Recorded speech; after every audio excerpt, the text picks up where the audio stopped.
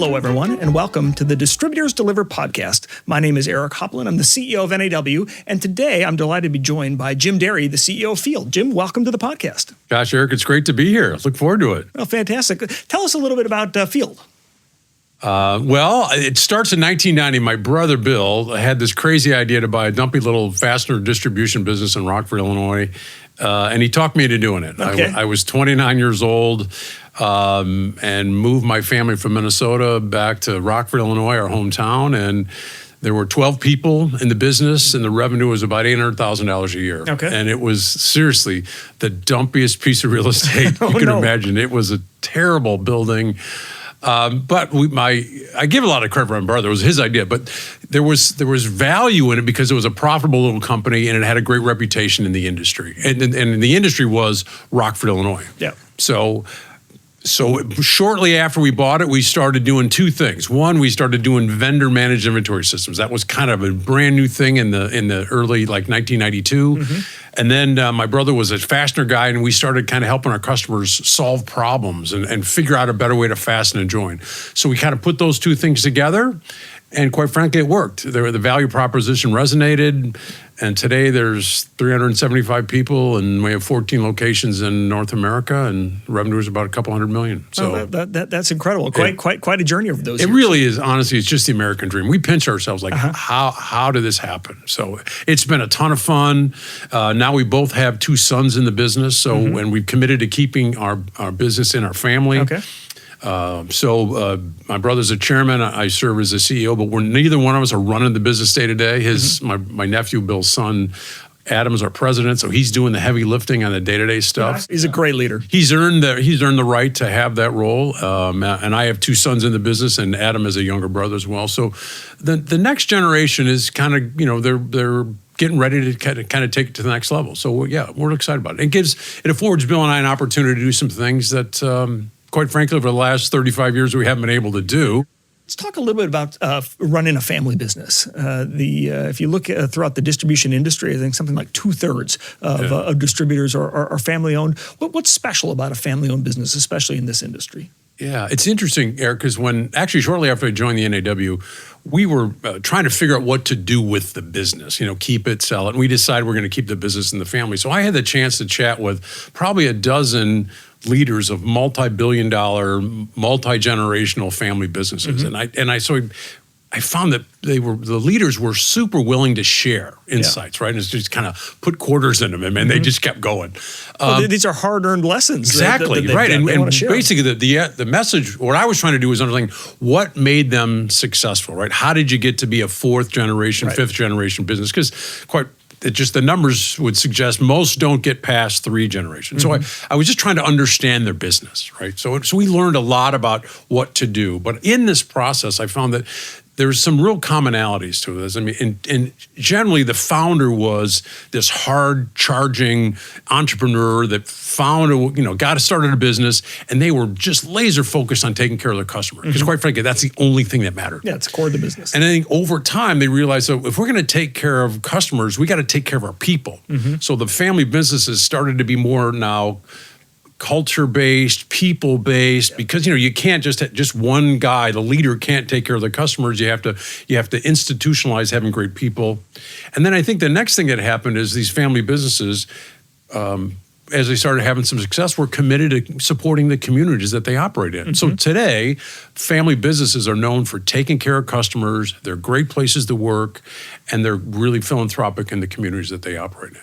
I travel all over the country and I have a chance to spend time with distributors and family-owned companies all across America, and they all tend to have that same ethos. And they're talking about their customers, they're talking about their people, and they're talking about their communities. They're sponsoring the local baseball team and the scout troop and all of that. You had mentioned that you're spending a little more time in the community. What sort of projects or programs are you excited about? Well, I do a fair amount of mentoring, whether it's there's some people in the fastener industry. We mentor people, young couples that are getting engaged in our church. My brother Bill and I were in Uganda on a mission trip. There's a retreat center that's being built, and we're doing some kind of business culture training with the leaders and the staff. that kind of stuff. And really, the mentoring piece is the part I really enjoy, and that's a big part of my role at Field now too. I work with our most upwardly mobile leaders in a mentoring capacity, and it's just a lot of fun. As you're looking at some of the generations coming behind, what's the good, what's the bad? Well, part of it is as we get bigger, the people that are on the team, they're looking at our business in a much smaller view. I mean, back in the day, we did few of us did a lot of different things, and we understood a lot of the business. As we got bigger, people see a smaller piece of the business, so they don't really understand the business as well. And that's not necessarily that generational base, but I think there is a difference in the work ethic and kind of the problem-solving skills that we see in the workforce today. They're not as able to necessarily be able to work around corners, to get over problems and work through them. I think they need a little bit more help. And really, I think the business acumen isn't quite maybe what it has been in previous generations. But there's fantastic people. They do great work. They're just maybe not as easy to find. Yeah. And that's where the mentorship comes in to help them build that skill. The desire to learn, to get better is there. They just have a different set of skills. I don't think that they had as much freedom and opportunity to kind of figure stuff out when they were kids. Their parents were a little bit more, I don't know, hovering compared to when I grew up. You're just like, hey, you left the house after breakfast and you're home by dinner, and what happened in the middle of the day was whatever happened. You just figured more stuff out. So great group of young people, but it's just a different set of skills. Yeah. So Jim and I were in ties today. We just came from the White House. We met with Kevin Hassett. He's the director of the NEC. Jim, when you're in a room like that, you're on the board of directors of NAW. You're representing not just Field, but the entire distribution industry. What sort of message are you trying to convey? What do you want the leaders who are running our government to know about distribution? To be in that room, to be in that building, to be at the White House was just overwhelming. But I think the thing that is so important to try to help our lawmakers understand is really the job that we do in our country in serving the economy. I mean, it's not just the amount of business that goes through industrial distribution.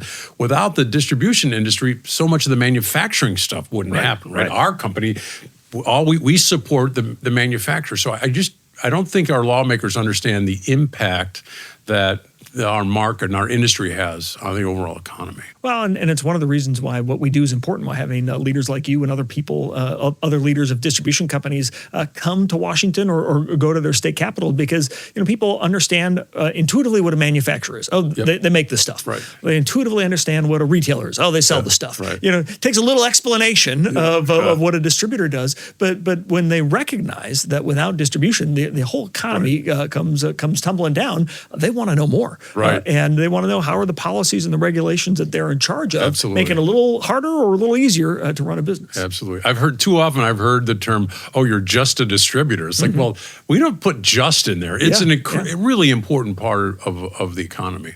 Now, Jim, one of the issues you raised in the meeting was the Section 232 tariffs. I know it's been an important issue for you at Field. How are you navigating that issue, and where do you see it headed?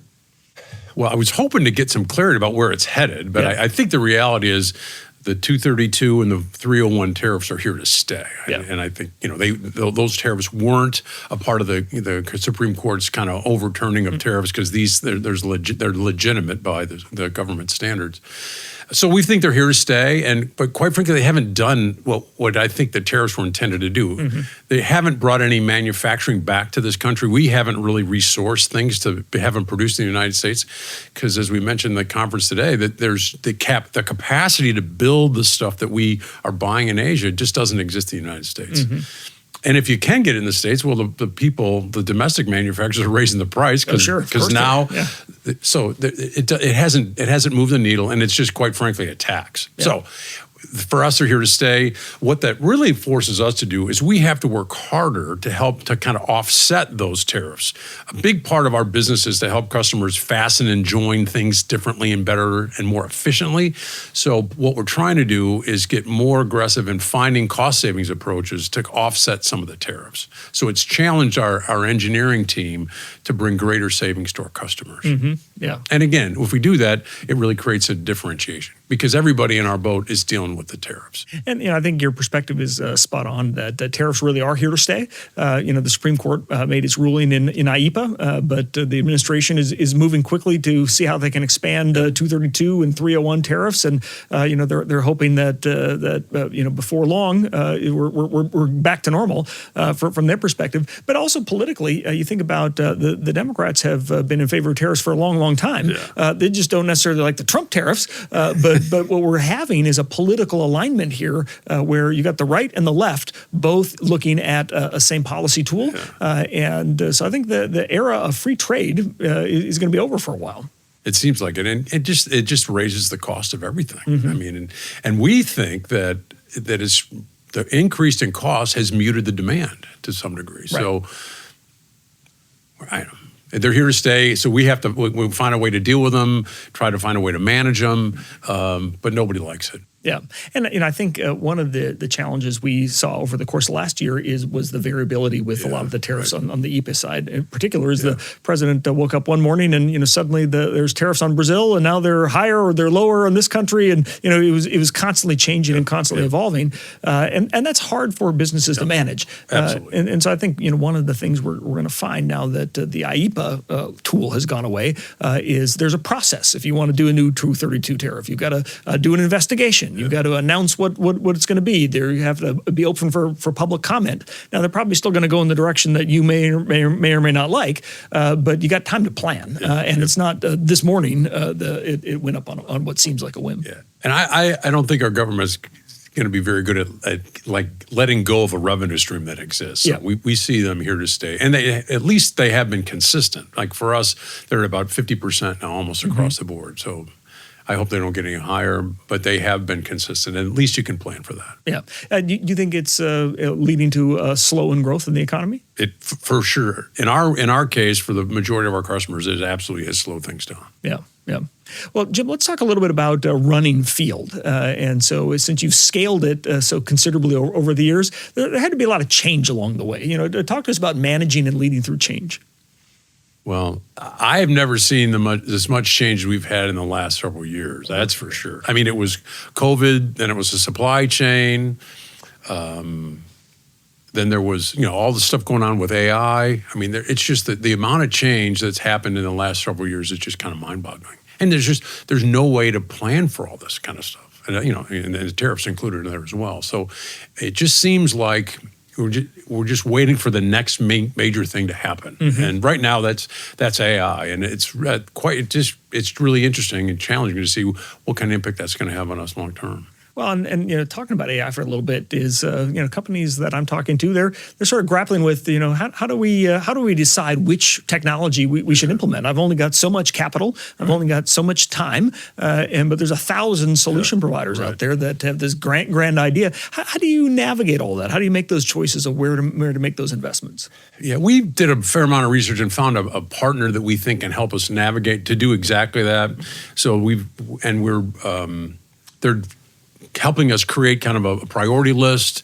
They've interviewed all the leaders of the functional areas in the organization, identified some very specific projects, and then kind of helped to kind of prioritize those, and then they're actually kind of building out some of that kind of stuff. So we're going down that approach. There's some kind of quick wins, easy ones. There's some bigger scope, bigger impact kind of projects that are going to take longer.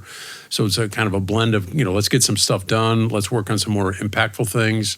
And then another part of it is just providing the training to the people that are using AI that they can really make good use of the AI tools, and then having the right environment, like the sandbox, so you can put our information in it and we know that it's going to be safe and secure. So we think we've done the right steps to get started, but quite frankly, we don't know what's going to create the greatest value to the organization. We're trying to, and challenging all the leaders to start doing it, play with it. We can build some stuff. There are tools that you can buy that are relatively inexpensive. Some marketing things, some HR stuff. So we're trying to get our toes wet in a bunch of different areas, and we'll see where the best value comes from. But right now, quite frankly, I just don't know where it's going to be. Yeah, a lot of companies are asking that. Where should they make that investment? And NAW did a study with Epicor recently, and we identified the 51 top uses of AI in distribution. Yeah, there's solid 51, but there's so many ways. ways that companies are deploying this technology now. How do your employees feel about it? There's some angst in the marketplace as some large companies are having big layoffs related to AI. Do you see that coming to distribution? Are your employees worried about that? We haven't sensed that yet, Eric. And it may be going on and I'm just not aware of it. I'm not in the trenches every day. But we've told people, we have to embrace these tools. And it's a good thing, right? We're not going to lay off people because of AI. But we feel like it's important that we're going down this path and encouraging people to really figure out how to use it and give them the training and the tools so they can use it effectively. But right now, we're not seeing our team kind of worried about it and panicked about it. We see, hey, this is a great tool. It can help all of us do better things and create greater value for the organization. Let AI do some of the simple, easy stuff and let us focus on the things that have the greatest value. Sure. So right now, we feel like the team is comfortable with our position and our strategy. Okay. Well, so AI is a big trend that we're all dealing with. What other trends are you watching in distribution that think are going to matter for Field? Well, we've made some acquisitions over the last several years, and we'll continue doing that. And certainly the presence of private equity in our space has changed that, right? I mean, they have all seemingly unlimited amounts of money. They have an insatiable desire to buy businesses, and they do it at a multiple that just doesn't make sense to us. So, I think they're definitely a formidable competitor when it comes to acquisitions. But if somebody wants to sell their business for the most amount of money, we're not the right candidate anyway. Why would they sell the Field? Well, it's really an owner that really cares about his people, right? That they want the family business that they have run to become part of another company's family business. And that's really the strategy that we deploy. We made a couple acquisitions. One was a third generation company, and the family just wasn't in a position to sell to the next generation or let them run it. So their family business became part of ours. And taking care of their people and kind of honoring the traditions of their family was more important than the biggest wheelbarrow full of money. And that's really the issue. We look for owners that really care about the people that work there, and they want to see them taken care of and have them see greater opportunities going forward. And it's not as much about, how much money can they get at closing. Because, I love private equity. It's a great thing. As an investor, I love it. But we know that if you sell your business to private equity, in 5 years, someone else is going to own that business. So you just don't really know what's going to happen to the people or the business because the owners is not going to be the same in 5 years. Do you think as a family-owned company, you've got a competitive advantage versus a PE back? To certain buyers, absolutely. I mean, private equity cannot compete with us when it comes to, well, tell me about your family's commitment to this business and what are you going to do in 5 or 10 years? We have a very clear plan and a really strong organizational culture that's all tied around keeping this business our family. So we have a very compelling story. Plus, when we share with 10 years ago we bought this business. This person had this kind of capacity now they're in a senior leadership role within our organization. It can be very compelling, and really it's about taking care of people and organization culture. And that's really the cornerstone of what we do. As you're looking at the company, you're thinking about Field every day, you're getting up. What are you most excited about what the company's doing? Is there any new initiatives, anything that's got you excited? It's really kind of what we talked about a little bit earlier. I love seeing the younger people take on more and more responsibility. I mean, I love to see my nephew Adam running the business. I love to see both of my sons are thriving in leadership roles. I love to see people that started in the distribution center now they're running a function of the business. I love to see people moving around and doing new things. It's fun to see people becoming the best versions of themselves and having some sense that we maybe help them along. Right? They had it in them, but sometimes we see more in somebody than they see in themselves and challenge them. I had a conversation just recently with the gentleman that's running our business in Columbus, Ohio. It was an acquisition I kind of alluded earlier. He started in an entry-level vendor-managed inventory role. So he was, putting parts in bins. And if you would have told him 8 years from now he's going to have moved to Columbus, Ohio and run a run of one of our businesses, he would have said, no way. Super bright young guy. And he just needed some encouragement, and he's done a fantastic job. I mean, there's countless stories like that. But that's the kind of stuff that gets you fired up. Yeah, for sure. And knowing that I don't have to do all the work anymore. Yeah, you've come a long way. Well, let's talk about that. So you've been a leader for a long time, but you're in a new phase of leadership in your career and in your life. And leaders come in all shapes and sizes and different forms. When you think about leadership, what are your personal attributes and the style that you bring to that? Well, it's interesting because it's evolved a ton. I think about back when there were 12 people, and your leadership style is different as the business has scaled. More complex. Now we have people in 29 states, and it's just way different. So I think you just have to adapt and adjust to the needs of the business at that point in time. Leading through crises like COVID. I mean, that was a test in leadership. I mean, you can't go to the leadership playbook and say, now what do we do? What do we do?